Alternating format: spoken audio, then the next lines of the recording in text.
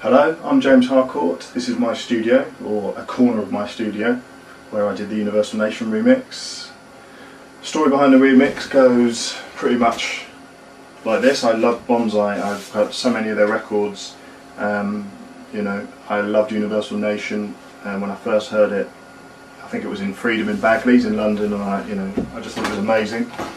And recently, at the beginning of this year, to be exact, I had a thought of redoing or covering it for my own playing purposes, something with more energy, maybe a slightly slower BPM, more energy, more of a shuffly kind of groove, and my kind of structure and bassline sounds. So basically, I set to work, and in about 4 hours I'd done it, and it was very, I got on a good flow with it. I kept some of the qualities from the original that I really liked.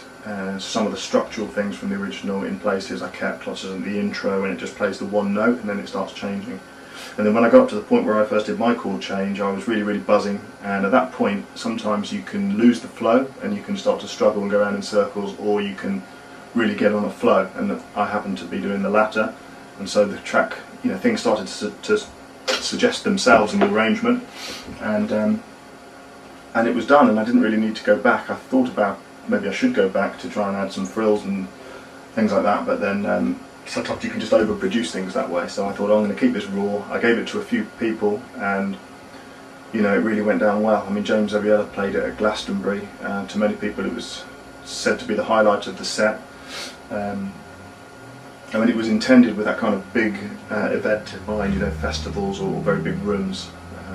I mean, I come from a pretty much trance roots anyway, and kind of hard house, to be perfectly honest. I'm not ashamed to admit that, really, even though I do more a slower kind of techier stuff now. So basically I used this is the project. I used very few drum tracks. I mean, it's a very simple arrangement, really. And I did the main lead, the main riff on my Nord, the Nord Rack 3, which is an amazing synth. You can really get good power out of that. I used my Moog, which is out of view on this side of the room, for the bass line. I used my Juno, which is over there, for some of the background chords.